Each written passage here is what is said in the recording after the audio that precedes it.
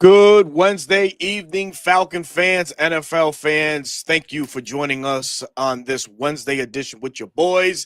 Reporting eligible live, 9 p.m. You know the time, you know the vibes, man. It's a safe space, Falcon fans. Come on in, vent. We want to hear what you have to say. I'm sure it's not a lot of great things that everybody wants to get off their chest, primarily aimed at Raheem Morris, aimed at Zach Robinson. Are they wrong? Only time will tell. But this is a safe space, Falcon fans. We're already getting in the chat. Wasted no time. Wasted no time. time. I love it, man. I love it, man. We love the chat, man. They definitely get the vibes going the right way, man. Extend Raheem Morris. We're already off to a good start to this. We're off to a fantastic start, man. But let's jump right into the chat right quick, man. Dwayne Ruffin, what's going on? Knuckles MMA is in the house. Rise up, Dirty Bird. What's happening? Meet Washington's in the house. King_3. What is happening, man? Appreciate everybody being in the chat this evening. Chopping it up with you. But bro talk, man, how have you been since the show? Since the game on Sunday, brother? Well, since the game, I feel a lot better personally. I don't feel a lot better about the Falcons, but I feel better myself because Sunday was worse than the Carolina game. Like I don't know how to explain it. Agreed. It just felt like I kept getting punched in the gut and I couldn't do anything about it. It was so hard to watch, and it was hard to watch even when it was still close. It didn't feel close. And you saw the defensive players trying to get the crowd hyped up. Brother, there were people leaving in the third quarter. There were people selling their tickets. It is not a good time for the Falcons, but there's still a glimmer of optimism over here. Just a glimmer. Gotcha, man. Hence the title. Is it over? And I think that's the doom and gloom going around the Falcons fan base right now, and with right intention, right? This is far too talented of a team to be putting out product on the field the way that we have these last 2 weeks. And of course, people are going to vent and they're going to, speak their mind, give their 2 cents, right? And it's not for us to judge or for us to be like, oh, hey, you're absolutely wrong, because it's not, right? Everybody has an opinion, and let it be. Let it be. Right. But on to the game that was the Miami Dolphins, which I'm going to off the rip agree. I felt like this loss was worse than the Carolina Panthers. And people say, wow, how? We didn't score. Yeah, dude. But you know what? It's just the preparation and everything that went into this game was just bad, man. Bad. And I'm sure we'll get into a certain number on the field that was very bad. The reason it felt worse is because not only was the offense bad, but so was the defense. And in Carolina, we still felt good for the defense, even though, they gave up points. It was short fields, right? 7 of them wasn't on the defense. And so we felt like, okay, the defense did their job. It's just the offense laid an egg. This was a team effort of laying an egg last week. Yeah, man. So to recap, some of the numbers, Tua coming off a 4 INT game, if I'm not mistaken, versus the Cleveland Browns. Just use this game as the get-right game. 20 of 26, 4 touchdowns, man. Unbelievable. And I tweeted one during the game, wow, look what, play action and play fakes do to an offense and the flow of the game, how you can bait the defense and just have a team at your will, at your mercy, so to say. That's exactly what we were versus the Miami Dolphins. McDaniel called a fantastic game from start to finish. But your thoughts, right quick, on Tua's play, man. He played good, man. Even with that swollen eye, he was so. If you remember when we were leading up to this game, Jeff Ulbrich was asked about him, and he talked about it. He said, I still fear Tua, even with how things have gone. He's an on-time thrower, and if he can get things on time, he's one of the most dangerous quarterbacks in the league. And you saw it all game. Yeah. He was on time, and when he wasn't, it was an overthrow. It was an incomplete pass. So to Ulbricht's point, that was it. But Tua was just in rhythm. Mike McDaniel's probably called the best game of the season, right? The running game was effective. They got their get right against our defense. It's crazy. They essentially copied what the 49ers did and implemented against us, and it worked. It set up their play action. Mike McDaniels, yes, He's creative. Yes, he can get things open.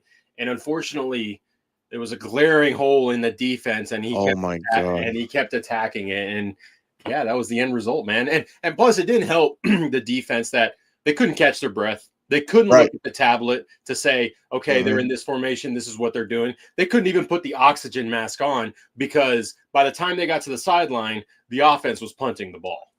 Brother, I looked at this game, and the running game is what stuck out to me. They ran for a combined 141 yards. And Ali Gordon looked like Tyler Algier, averaging what 4.6 yards per carry. Man, they was just running the ball down our throat and really just living in third and short. This is where the Falcons struggled so much last year under Jimmy Lake. But you fast forward to this year, our third down defense was very respectable. It was in the top 5. It has then since plummeted down to number 21, ranked 21. The pass rush couldn't really, get going. We got a sack, but from D. Alford, 2 sacks on the year. This defensive line couldn't get anything going, man. If I felt like for every counter, Miami was ready for, and they just kept this entire defensive line at bay. The battle of the trenches, as a lot of us speak about, man, was solely won by Miami. And this is Miami Dolphins offense that's notoriously bad. Just look elite on Sunday, man. You got to put it like that, man. So your thoughts right quick, man. What the defensive line not being able to generate the pass rush that we have been accustomed to seeing? It sounds weird to say, but we are accustomed for the Falcons getting a couple sacks in the game. So obviously Zach Harrison's presence not being there was very much missed, right? In the run game and in the pass game. But there were instances where we did get pressure, but because everything was on time for the Dolphins, those sack numbers didn't follow. And there were times where it wasn't on time, but we couldn't get pressure. So it was kind of like either or. So I still think the defensive front overall played an okay game, a good game in the passing game, but it just the flow of the game, right? You saw there were a couple of reps where I saw Rook win, David Onyemata win. Yeah. What's his name? Sam Roberts. I don't know why I want to call him Sam Martin. Sam Roberts won. Leonard Floyd was getting in there. It was here and there, and that's what you want. You want to generate pressures, but Tua's just getting the ball out. He was getting it out quick, on time. Yeah, man. Down the middle of the field. Yeah. 1-2 step, gone. Ball was out of his hand, and it was pinpoint. It was on target. And like you mentioned, man, earlier on, man, it was heavily targeted at one individual that was playing in the middle of this Falcons defense. As we all know, Divine Diablo hit the IR, but bro, we talk about Zach Harrison. Divine Diablo's absence was sorely missed in the middle of this Falcons defense. Now we got some confirmation, if you want to call it that, today from Jeff Ulbrich that we're fitting to see the same person, number 40, trot out against New England on Sunday. And that's not sitting well. I know with you, I know it isn't with me, but I know with a lot of the football minds that are on Twitter and stuff like that, like, come on, brother, this cannot be happening. What do you say to that with the play of number 40? We can't even call him by his name. We're just going to call him player number 40. How bad was his performance on Sunday, man? It was probably one of the worst linebacker performances I've ever seen of anyone, like not even just the Falcons, of anyone. And you've got some really bad linebacker play this year. I made a video on number 40 and Cowboy fans were flooding my comments like, you haven't seen Kenneth Murray play. Well, hey, I raise you number 40. I'd rather have Kenneth Murray that actually moves when the ball is snapped and tries to react. And even if he gets it wrong, you know what? He's moving around. Number 40, every single play it took him like 2 or 3 seconds to react to what was going on. Now, in some instances, he had his responsibilities, which caused him to be delayed. But even then, the recognition, he would still be a second or two late. Like I gotta hold here in case there's a boot action. But then, like, it was clear as day the running back had the ball, but he was still like, stuck on stupid, man. Yeah, let me get over there. Oh crap, and things like that. There were instances where the offensive linemen climbing to the second level were waiting for him. We're waiting for him to scrape over so they could be like, "Hey, buddy, I need you to come here so I can get you." Like, it was bad. And then coverage-wise, coverage wise. Like I don't know what he was doing. I don't know what he was being told or what was going on the sideline. Like he was the weakness of that defense in the pass game and in the run game. He was bad. And a good offensive coordinator, they'll start sniping players like that. Oh, absolutely, man. Hey, number 40, yeah, that's that weak point. That's where we're going. And right. I have nothing good to say about their performance at all. Bottom 5 all-time linebacker performance. And we've had some bad linebackers come through Atlanta, specifically someone that left was Deion Jones's, running mate at LSU, right? LSU fans, I'm sure, are happy. Brian Kelly gone. Hey, shout out. But I don't even want to say his name either because it was bad. I'll go back even further. Joplin Bartu, that was a pretty bad linebacker. Oh, I got you on that one, huh? Say it again. Say the name. Joplin Bartu. If you remember him, he was in the Paul Warlow era. Oh, dude. Oh, that's why I don't remember. Golly, bro. Yeah, there has been some bad linebacker play, but number 40's performance was rock bottom. I know a lot of people are not fans of the PFF grades or numbers, but PFF graded him a 28. Man, that's some asinine shit, man. But before we get into any more, man, the chat is popping, man. Everybody's here this evening. We certainly appreciate you. 200 eyes already on us, man. We certainly appreciate it, man. Where did I leave off? Because there's so many of you, man. Mama Torres is in the house. Mom, what's going on? April Thomas is in the house. What's going on? Ron, hope all is well with you, man. Rise Up Dirty Bird says, my high school OC can call plays better than Zach Robinson will, which we'll touch on in just a moment. Let's see. Oh, our brother Bones is in the house. What up? Remember early on when we were afraid of losing Zach Robinson to a head coaching job? Pepperidge Farm, remember? Pepperidge Farms remembers. That must be an inside joke because I don't know. Brother, hold on. Seriously. You don't know the meme? I haven't been paying attention. That's the thing. Chat, cook him. Cook this man. He doesn't know the Pepperidge Farms meme. Cook him. I just haven't. I haven't come across it, man. My apologies, man. I really do apologize. I haven't seen it, man. Wolfpack Master, sup, fellas? What's going on, man? D-Bones 8612 rides up Falcons. He goes on to say D and Caden Ellis were the only players that showed up. Yeah, Caden got on one play, especially on that second and goal play where there was like a mesh crossing concept. Bro, he got lost. It was a scissors concept. That's what it was. And he got caught flat-footed trying to get HN out of the backfield, which is a bad matchup as it is anyways. His speed. So many mesh. Okay, so I want to say this. Yeah, of course. Even if Caden picks up HN, the tight end was leaking right behind. It was a touchdown either way. Yep. Yeah, man. It's crazy, man.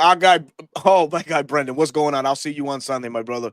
Family, my guy. Yep, absolutely, man. Let's see. Zulu Warrior, what's going on? What's going on, big man? Hope all is well with you, man. Erica says, happy Wednesday, everybody. Absolutely. Happy Wednesday to y'all. But yes, man, got to talk about the Falcons offense and the stall that it was on Sunday. Man, it was just an embarrassing performance. Of course, we all felt maybe Kirk Cousins had a little bit of a Kurt Cobert, still going with him. Maybe he can, reignite that and show the Falcon faithful that he's still got a little something left.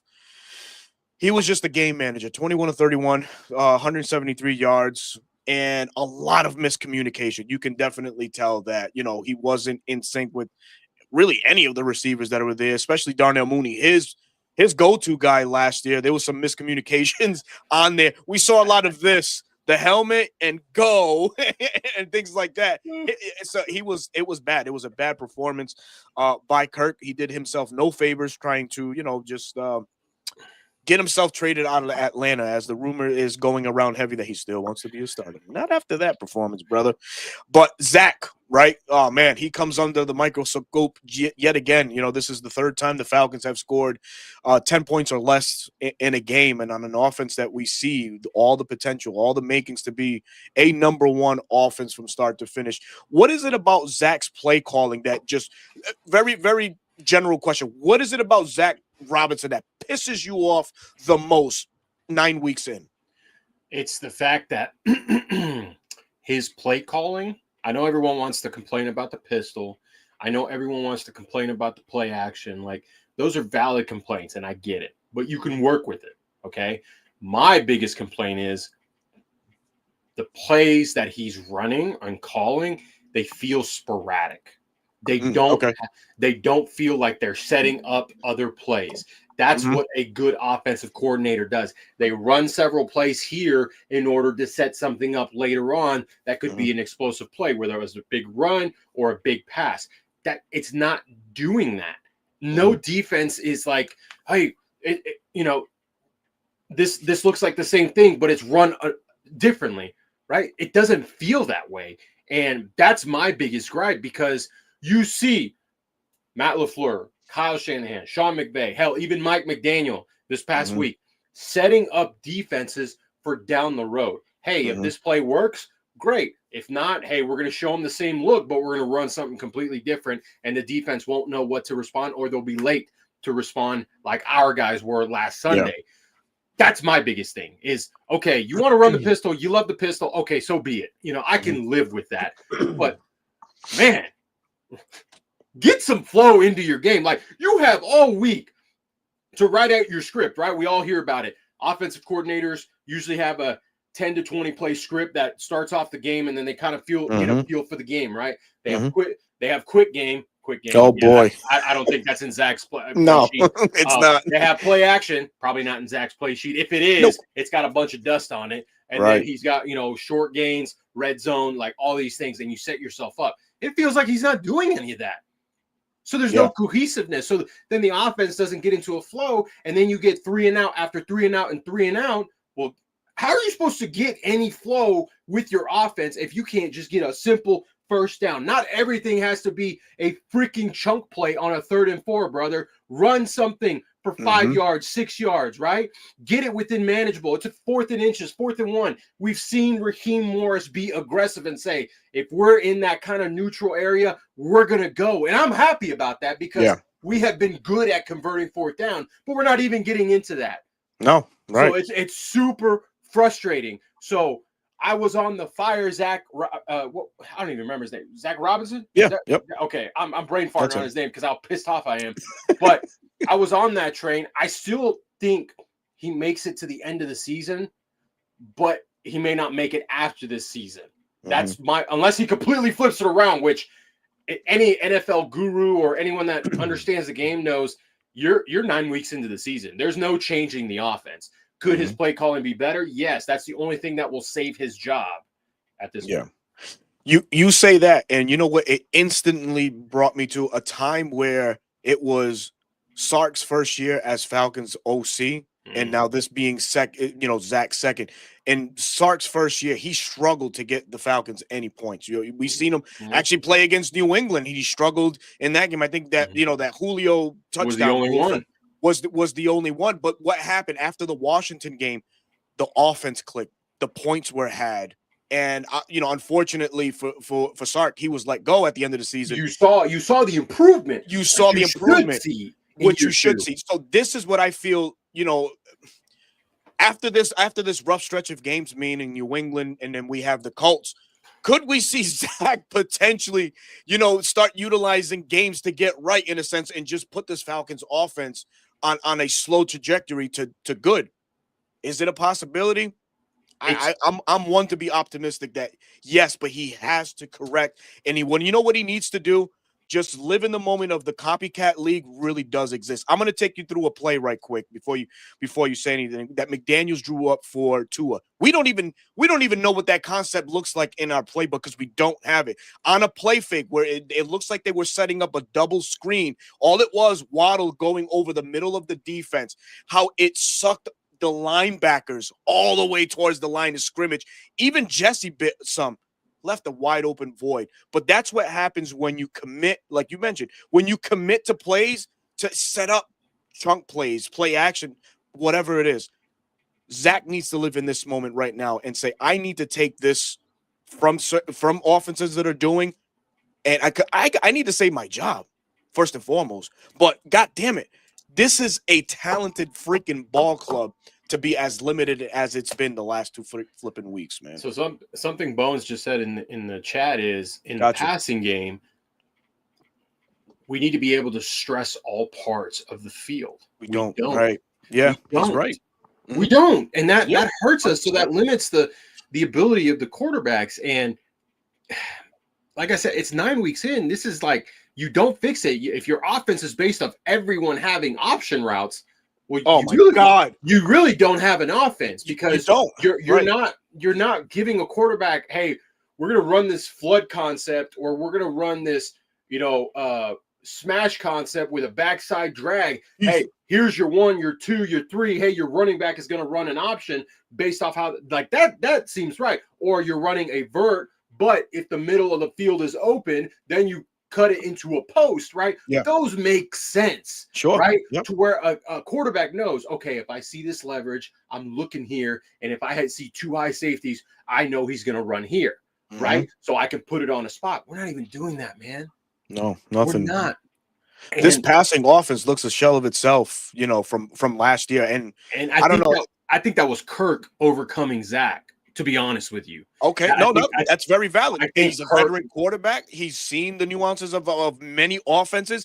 He knows in certain situations he can go to a different progression versus whatever Zach's feeding him through that headset. So you're making a valid point. That's a valid point. I think, sometimes players can't overcome the play caller, but when it comes to week 9 and everyone's got your film and knows what you do, and you become what everyone's been calling you, predictable, which is what you are. And the players can't overcome anything.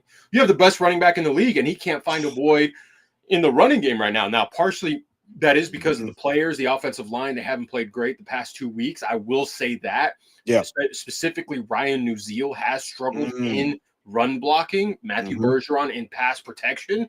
Elijah Wilkinson, 2 of his worst games all season overall, not just in the run game, but in the pass game as well. Yeah. So that doesn't help, right? As a play caller, you may have called the best play on that situation, but if that one guy doesn't get his block, well, we saw it, Jordan Brooks making that tackle inside the 5-yard line, nearly a safety, right? That was on Nuzeel. I got together with some guys. I thought it was Lindstrom. No, it was Nuzeel.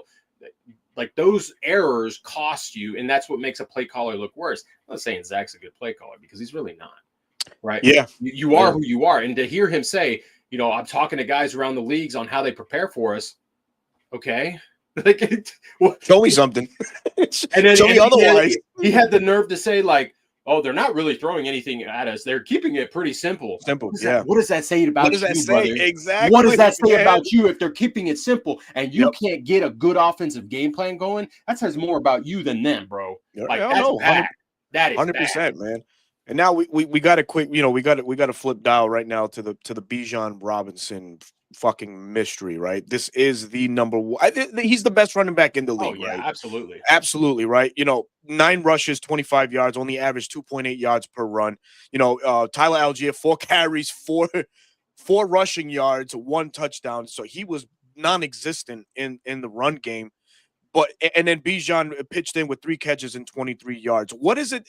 What is it why can't Zach unlock this unicorn that is Bijan in this offense? Is it more? Is Dwayne Ledford somebody that we need to start pointing a finger more at?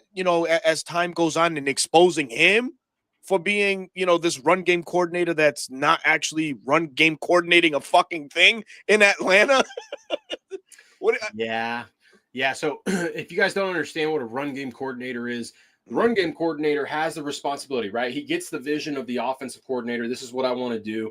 And then they come up with the run game concepts, right? The wide zone, the motion, like all this stuff, puts it together in a plan. And then the OC takes it, implements it, and then he creates his game plan. So on top of that, he's the offensive line coach. Typically, that's a good pairing, because who's blocking for the run? It's the offensive line. But when it's someone from the previous regime's play caller, right? Arthur Smith, right? He implemented that outside zone heavy scheme, right? Yeah, we're way past. Me and Bones, we've been on this. Oh, yeah. Oh, no, you guys go at it. I love to see it, man. We've been at it. But when when you can't evolve, right?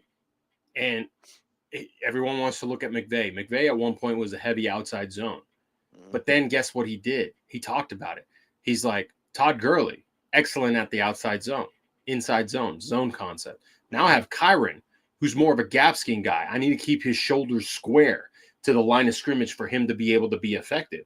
Well, you've got the best running back in the freaking league that can do both. Why aren't you doing both? Why aren't you doing both? Why are you limiting him to one thing when you have all this potential of him being statistically the best running back, not just in the passing game, but rush? Like, this guy should be averaging 8 yards a carry a game. Like, absolutely. Even with 15 carry. Like, you see what James Cook just did to Carolina? My God. Is exactly what Bijan can do. Inside, too, at that, man.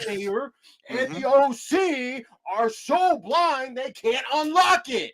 Yeah. Unreal, man. And it's very frustrating, right? When you own, when you hone this talent, and when you see games like this, you start to think, man, are we gonna waste this kid's talent because we can't get out of our own way, no creativity whatsoever in the run game? I think a lot of these outside runs, I think a little bit of Alex Gibbs is in everybody's ear, like, oh, keep pressing the outside, and then eventually, the gap will open up, and that's when you hit. But damn, man, a lot of teams have evolved in the run game, like you mentioned, Zach, studying and listening and talking to others, and then actually within the talks, visualizing plans for his own back, Kyron Williams, to do, the work that he's been doing with the Rams.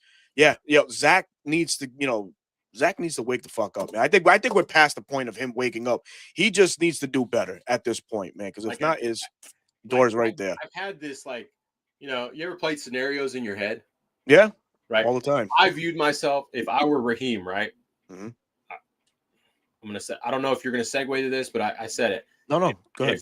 If Raheem manages to get a 9-8 record or a 10-7 record, and even if he still misses the playoffs, right? Because I don't know if 10-7 will be able to get you in the playoffs in the NFC this year. If he does, he survives. Just be prepared, guys.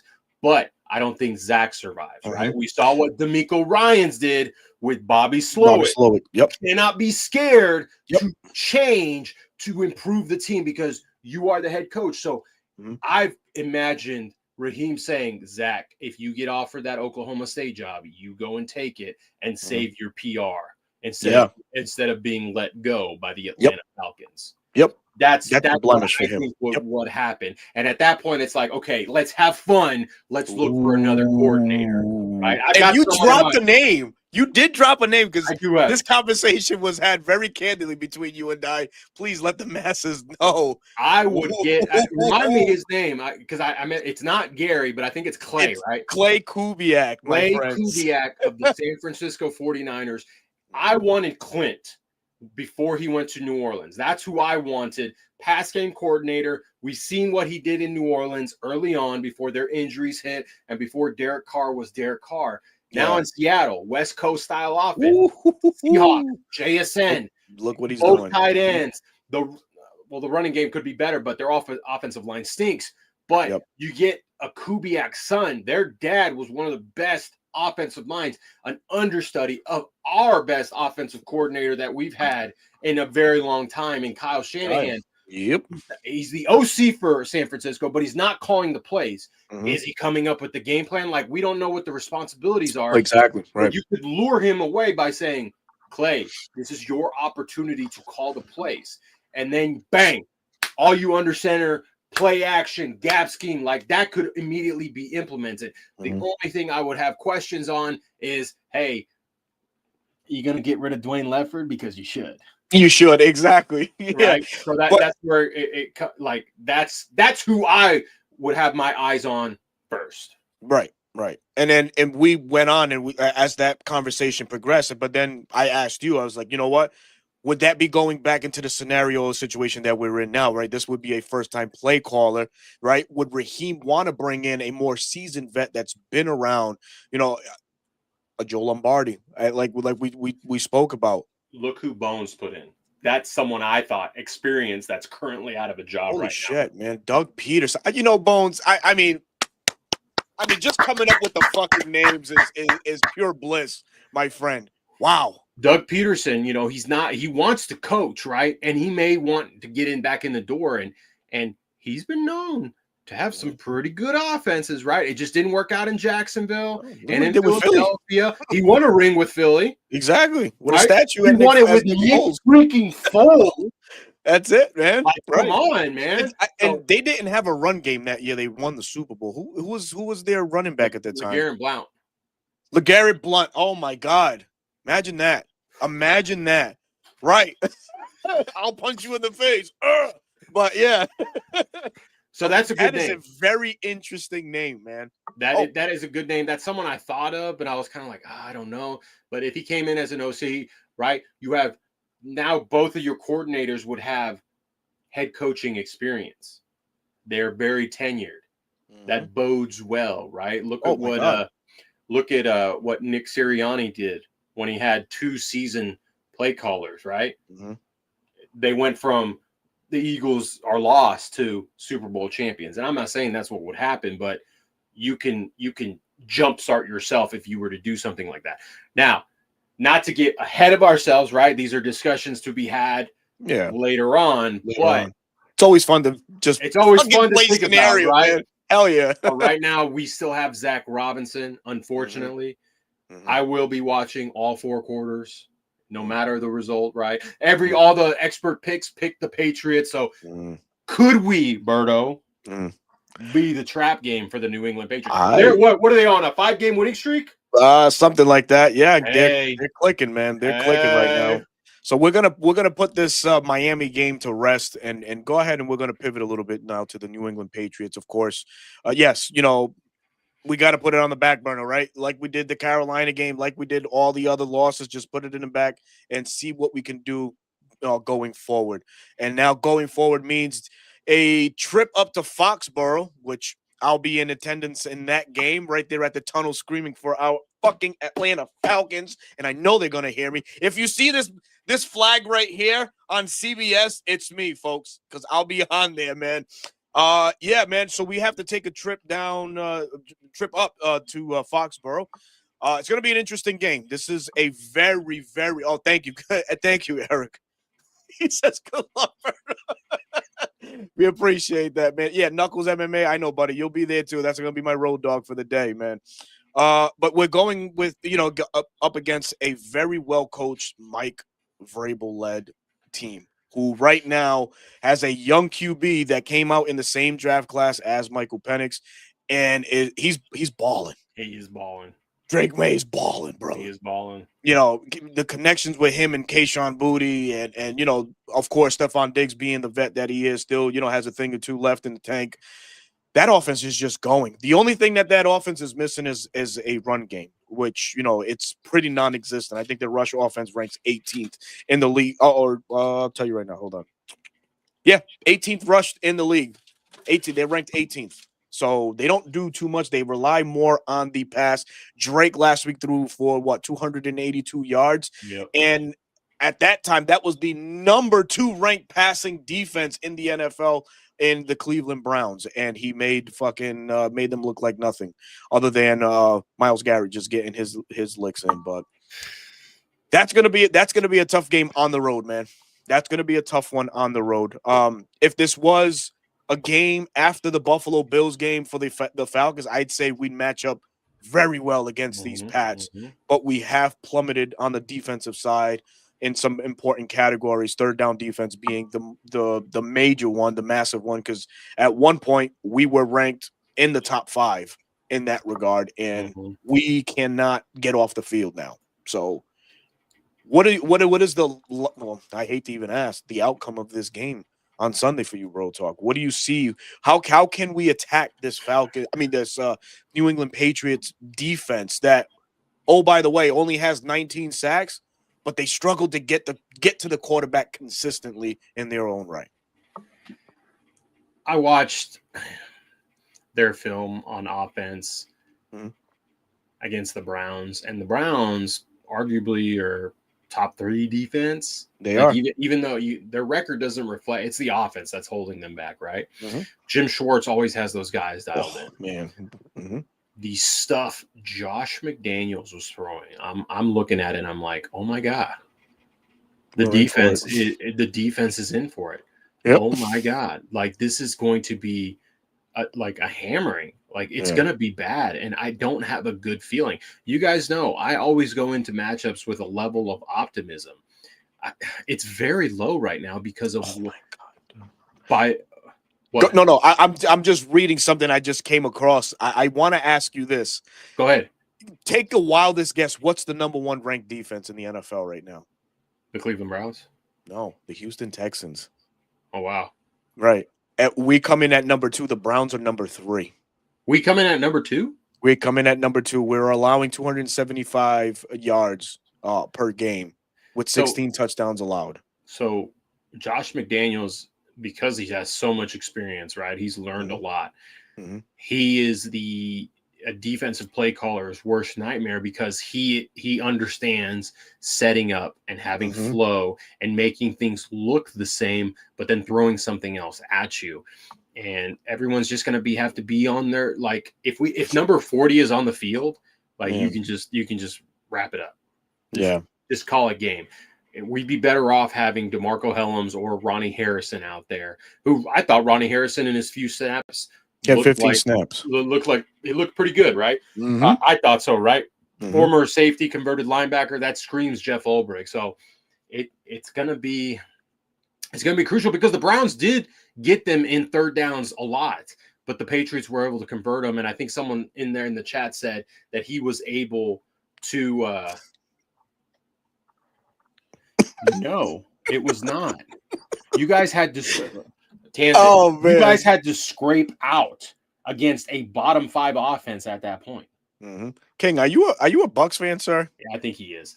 Anyways, yeah, it's good. They need to make adjustments to a certain extent because Josh McDaniels runs 21 personnel with the true fullback. He runs 12. Former Falcon Austin Hooper's on that team. 11 personnel. Former Falcon Mac Hollins is having a career year there. You talked about Booty. Stephon Diggs is a problem. Like, they have pieces. Now, offensively, I would say attack the safeties, but I don't know what that is because we don't attack the middle of the field. We don't, man. Right? We don't Two take chances. former Falcons, right? They traded Kyle Duggar yesterday. Yeah. Jalen Hawkins and Richie Grant. Yes, that Richie Grant. Are their starting safeties. Like, but that's crazy.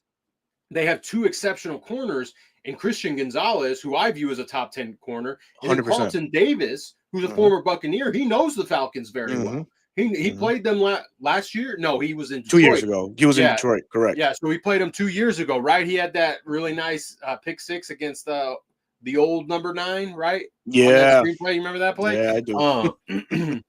Their linebackers, Caden Ellis's brother, Christian Ellis, is on this team. Like, the defensive front is okay. Milton Williams and their nose tackle. Fits, man. Christian Barrymore. No, not even that. The Samoan kid. He was a Falcon. Tongai. Chris Tongan. He played. I think he played one game for us. We signed him off the Bears practice squad, and he came onto the Falcons. And then they don't have these superstars, but they're very well coached. Mike Vrabel is one of the best coaches at getting his team ready and keeping them focused. Spillane, I think, is a little bit overrated in my opinion. Yeah. I think he's just his coach is making him play better or look better than what he actually is. He wasn't that great in Las Vegas. He had moments, right? Yeah. But Mike Vrabel is calling the defense with their defensive coordinator handling his health in this moment right now. So it's going to be tough, both sides of the ball. And I think the comment that I think it was Raheem said, whoever wins the trenches is going to win the game. Like, that's key. And we've lost the last 2, and hence why we've come away with 2 losses, right? Okay, of course, we don't possess on this defense a Myles Garrett type guy. But do you have faith in Ulbrich and his ways of generating a pressure and getting to Drake? One thing that I haven't seen, I think we haven't seen it since the Buffalo Bills game. And shout out King's Landing because he's talked about this on his own, tweeting and stuff like that. We actually generated pressure off a 1-5-5 defense, and we've gotten sacks aplenty off of those looks. Where the fuck has it been the past couple weeks? like nothing. I mean, so it is missing Divine Diablo really just changing the just the confine or the element of how this defense is actually supposed to be ran, man. Is it that crucial? I think so, because you had the utmost confidence, and he I proved guess that you should. Yeah, you can rely on him in coverage and let got it. Caden Ellis get to the quarterback, which he does really well, and then Mm, you can simulate pressures, overload pressures. He Man, that injury hurt like a lot, mm-hmm. especially God, I can't. Sucks, man. How many weeks has it been now? Just one, right? We're gonna miss him 4 to 6 weeks, probably 6 to 8, and that's if we make the playoffs, he can come back, and it sucks like a lot. It sucks. So having Ronnie Harrison that understands coverage, DeMarco Helms that doesn't have to essentially trail or carry a receiver, but can just roam, right? You want a roamer. Or we talked about this, right? Let's say Billy Bowman comes back. Do you bench D. Alford, who's been playing out of his mind, That was going to be my next question. he's playing a Mm-hmm. career year? Mm-hmm. The answer is no. So what do? You want Billy on the field because he You do. does make impacts. So Yep. then the suggestion is put Billy in the box, right, with Mm-hmm. Caden Ellis, right? You want to stop the run a penny front and have five true defensive backs, right? Run your base front with Caden Ellis, and instead of having number 40, Oh God, put number 33 in there. There are it's food for thought, man. There are Yeah, ways around this. And when Raheem Morris was the defensive coordinator of LA, that's how they ran certain things to overcome the weakness of the linebacker position, which we have right now. Bone says Dave Archer brought up a good point. We don't have a man beating wide receiver, so beating man coverage is going to have to be schemed up, beating leverage and creating traffic. Good luck, Zach. Right? Good luck. He's right, man. And then you know what's crazy? Last year that was there. Do you remember the play with the Cowboys where you had a double slant wheel route behind it to Darnell Mooney? Oh, he was wide open. That Caused all that created a whole confusion. bunch of traffic. Yeah. Trayvon Diggs had to go Yep. over. He had to It peel was off. wide open. Couldn't. Then you had a scissor concept with Kyle Pitts and Darnell Mooney. Like, if you don't have man beaters, you have to find ways for these guys to get, beat their man. And the easiest way is to have your guy run away from the other guy, crossing routes, over routes, sit route, whatever, man. Yeah. It's going to be gnarly because Christian Gonzalez and Carlton Davis, they run some pretty dang good man coverage. They do, but they're not corners that travel. They sit in their zones or on their side of their respected field. So how does Zach has no choice but to show something different, stack formations or just 3-by-1 sets, something, anything, man. Yep. I mean, for me, bro, it could turn out to be a long afternoon, but then you had mentioned before we started previewing, this could be their trap game too, because we can catch them lacking. But the thing is, man, they have to wake up. Zach, Jeff, y'all need to wake up. This is a very important game for Atlanta. Of course, like I mentioned, next week it doesn't get, and not looking ahead, right? But you unfortunately have to, because you're thinking, when's this skid going to end, right? We lose to the 49ers. We unfortunately lost to the Dolphins in such a bad fashion. Now we go to New England, and then we got the Colts. It's like, shit, when does it stop? When does it stop, dude? This would be a good time for it to stop. Now, realistically speaking, I don't know if that is even a doable thing. But one thing, if Atlanta is able to move the ball on New England on Sunday, one positive, the Patriots have the worst red zone defense in the league. So it's essentially a shoe-in for a touchdown. Are you sure? Do you remember who our play call? Do you not remember our red zone struggles? Oh, yeah. So Atlanta is no better. They rank number 28 in the league, man. And that's with Jeff Ulbrich. So it's like, shit, man. So it's, man, it's such a juggle. It's such a juggle, man. It's pretty bad, man. It's pretty bad. Carrie, what's going on, Carrie? Oh, man. Anything you want to add, brother, we're 45 minutes in. We can start going into X factors if you want, and some score predictions. But anything else you want to get off your chest, brother? Man, I'm losing my boys. I could go on all day about Zach Robinson and Dwayne Ledford. I thought the Zach Robinson firing was a long shot, right? You typically don't see, unless we were, winless, then yeah, you could see it happen. But I really could see a positional firing. Hey, man. You disappointed. This dude was stuffing his face, bro. I'll tell you what I ate. Hold on. I'll tell you what I ate. Not to get on a tangent. My wife made crock-pot pork shoulder turned barbecue. So she sliced it up, made me a barbecue sandwich with some pickles on it, had some homemade coleslaw, some homemade mashed potatoes to go with it, and then, some packaged Swiss rolls for dessert. It was really good. Packaged Swiss rolls for dessert. You never had Swiss rolls? Oh, no, I have. Don't before you start wanting to cook. So, yes, I have. All right. Just not tonight. Might have to put a poll on Twitter to see which those desserts are the best. Anyways, but what I was getting at is like if there's going to be another firing positional wise, I really could see Dwayne Ledford being the guy, especially if the offensive line continues to struggle. Like one of the things that like irks me is the fact that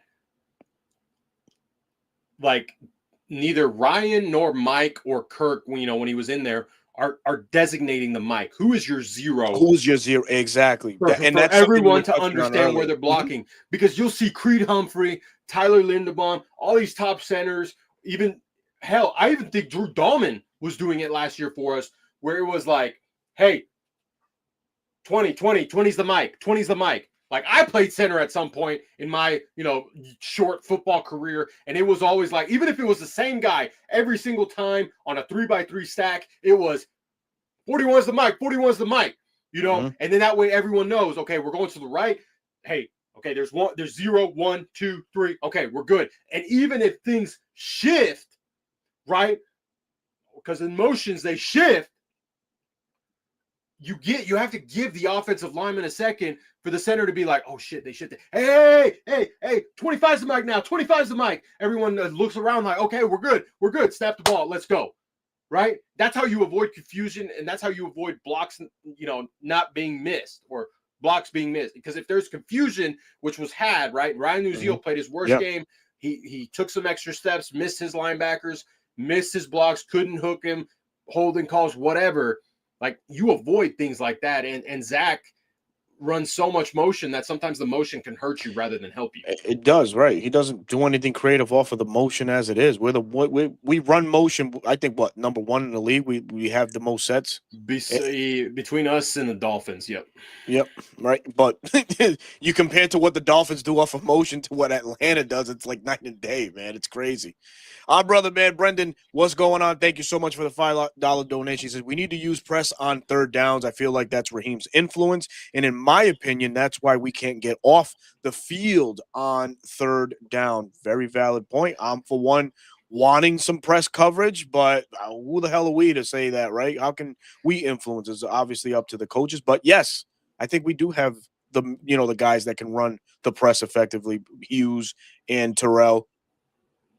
What say you, my friend? Yeah, some cover one, would benefit us. I think cover one against this team is going to be a little difficult. Booty's got some speeds, good route runner. Same thing with Stephon Diggs, still one of the better route runners. Yeah, against someone like Mac Hollins, like, yeah, man him up. He doesn't have man beating ability, but I think we're going to see a heavy dose of zone. I'd like to see some heavy dose of cover 6, cover 3, even if it's quarter, half, cover 3, I'd like to see some quarters. We're not running quarters. We run cover 2 the least in the league. I don't think that changes, right? That's not an old bricks realm of scope. But some cover 1 here and there to throw Drake May off and his timing and, force him to make those really, really tight throws. That is just pinpoint accuracy. If he gets it, hey, you tip your cap and say, hey, hell of a throw. Our guy was there. You just made a better throw. But I think Ulbrich will have a good game plan, much like he had for He better. Drake May, because the left side of the Pats offensive line is still young. You know, Will Very. Campbell, what's his name, Jared Wilson, who we thought we were going to get in the third Oh round. man, yeah, yep. Hey, That's you know right. what? We got a Georgia great guy in Xavier Watts in the third round. Can't That's complain, it. right? Can't complain, So brother. we you know that line is still young, and even the right side, even the vets, they're not the best, right? But they hold up because of Josh McDaniels' ability to call certain plays. So I think defensively we will give May a little bit of fits. It's just, can Zach Robinson keep the offense on the field and let our guys rest and churn some clock and get the best running back in the freaking league, you know, going, and get our top 10 receiver going, right? He should play we should see, man. we got should some see a good lot news. of guys coming back Right, from right. injury. So it's going to get a boost, but it's a matter of like, hey, how was your preparation? What's your OC going to do this week? Yeah. So to the title of our show this evening, man, is it over? Right. I think the optimism is still there. You know, it's there. The window's not completely closed, but boy, man, does this Falcons team have some work cut out for them, some work to do, especially on the coaches, right? Ulbrich and as often mentioned, Zach Robinson. You know, the Falcons they have to call a perfect game, I would think, on Sunday in order to get this W, man. I really do. So we're gonna spring right into the X factors, my friend, man. Your X factors, offense, defense for Sunday, man. You know, I could do the easy one and say Zach Robinson, but I'm not going to do that. I think the X factor for us is going to have to be our quarterback. You know, Michael Penix Jr. coming back. He's going to have to will his guys in the huddle, keep them motivated, keep them in on time, and you know, pick apart this defense that can be picked apart. It could. It could be, right. He's just got to be in sync. He's got to play a good game, good clean game. He's going to have to take some risks. I feel like sometimes he doesn't take risks for the fear of throwing an interception. Hey, Mahomes threw 2 interceptions this past Monday Night Football. And what happened? He threw 3 touchdowns afterwards. Stuff Great like that happens, right? Sure you take chances, right? If you've seen the quarterback documentary, Joe Burrow says it's literally milliseconds where you have to decide, am I going to throw it or am I not? And those milliseconds where you decide could either result in a touchdown, big completion, or an interception or deflection. So if he can be a little bit more aggressive and have confidence in his ability to get the ball where his guy can get it and the defender can't, you know, I think we could see some good things from that. And then my defensive X factor, I'm gonna lean on the rookie a little bit, James Pierce Jr. Ooh, okay. James Pierce Jr. We talked about this. I'm like, I'm gonna go look at Tennessee versus LSU film. Yeah. In the 3 years that James Pierce Jr. was at Tennessee, they never played LSU, which is odd. You know, I don't understand college and their scheduling and all that as much. I love college football, but I don't get into it as much as I do the NFL. So he didn't get to see Will Campbell. Will Campbell got worked by Myles Garrett for 5 sacks. Can James Pierce Jr. at least generate pressures, right? He's been a little quiet these past couple games, and I'd like to see that get off that first step. You know, he's deemed the starter now, so you know, I want to see some impact. Get Drake May off of his spot, throw off the timing, and see if something good can come of it. And that's the thing, right? Rattling Drake May, because I think we've seen him make some errant throws in the beginning, right? And that's exactly what you kind of want to turn him back into. But the pass rush has to be there. For me, I'm gonna go quarterback too, right? Whether it's Penix or if it's Kurt for some weird reason. The offensive coordinator Zach has to throw a different game flow at these Pats. You can't be as predictable as you have been 8 weeks in. This week here, week 9, man, we have to change. We have to change the outcome. We have to change how we do things. If we're gonna motion so much, man, let's run some play action based off of it. Let's throw something different at New England that they haven't seen. So I'll hang my hat on that for right now. But as far as defense, I'm gonna go Jeff Ulbrich. Jeff Ulbrich knows a thing or two about Drake May being with the Jets last year, seeing Drake May, you know, a couple times last year. You know, I think from what I've seen, you know, he was able to dial up, you know, some good pressures and confuse Drake last year. Obviously, that being his rookie year, a full year back now or in. in his second year, excuse me, Drake May has grown leaps and bounds, right? And it's wonderful to see as an NFL fan. But I will say that I think Jeff Ulbrich is one of my X factors going in the quarterback position, as you mentioned. But we do have a quick question here for you, man. Meet Washington asks question: do the organization see what we see? I'm sure they do. I'm sure. Look, what they say to the media and what we see is one thing, right? They have to be able to keep a front, right? They can't lose their cool. They have to remain composed. And to us, the fans, that may irritate you. Like, just tell me the truth. Tell me the truth. No, they can't do that. It's like when you argue with your family, right? That stays at home. It's behind closed doors, and the rest of the world doesn't see what's going on, right? Raheem is not done. As much as like the criticism he gets, some is warranted, some I think is overblown. I'm sure conversations are being had like, Zach, what the hell are we doing, dude? What the hell is going on? And you know, he's it's a valid point. Yes, very valid. So that's point. how Myles Garrett. That's how Myles Garrett was able to get his 5 sacks. Was on average the ball was being held for 4 seconds. 4 seconds. Yep. It can happen, but I think the organization sees it.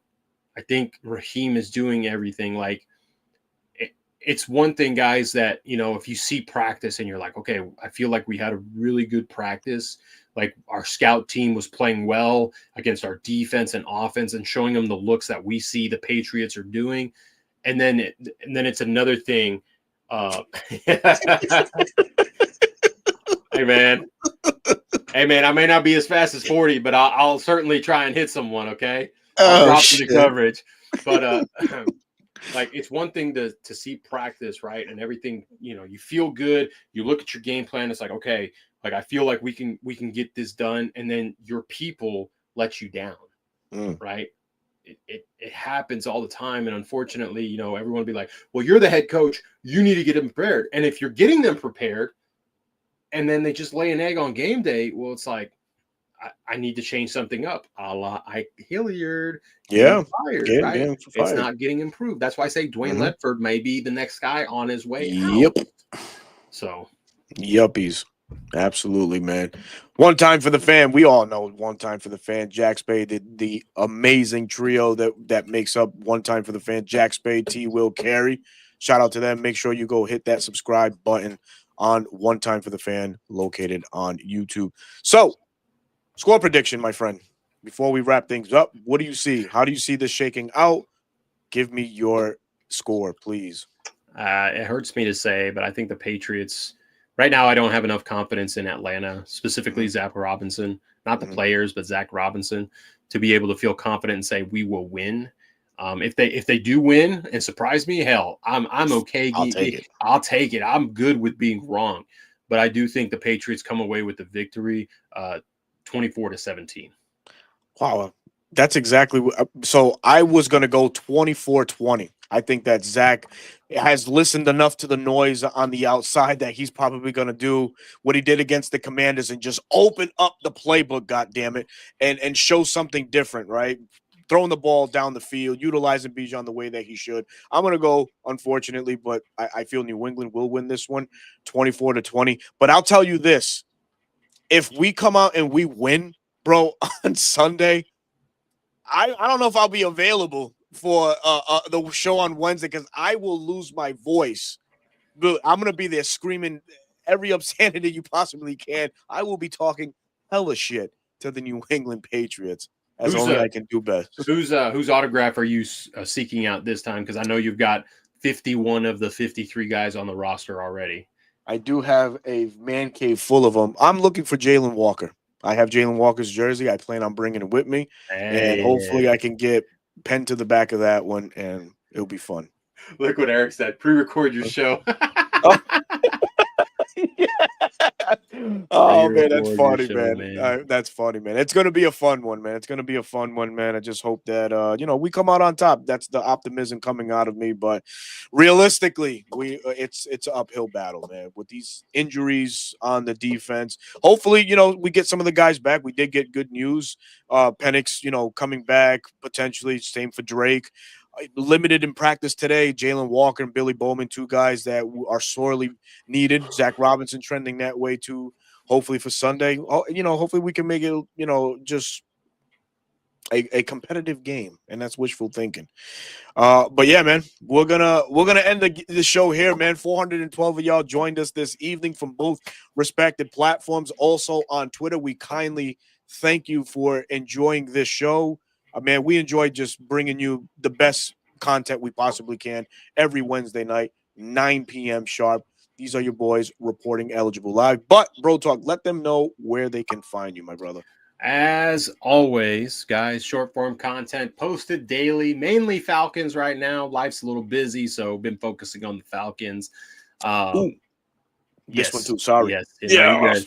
You're good. So if you guys love short form content, YouTube Shorts, and TikTok at Dirty Bird Central, long form content has taken a back seat so far this season. Like I said, life's a little busy right now outside of this realm. But as always, at BK Squared 7, still daily tweets, giving my thoughts at Atlanta Falcons, also giving my thoughts on the rest of the league.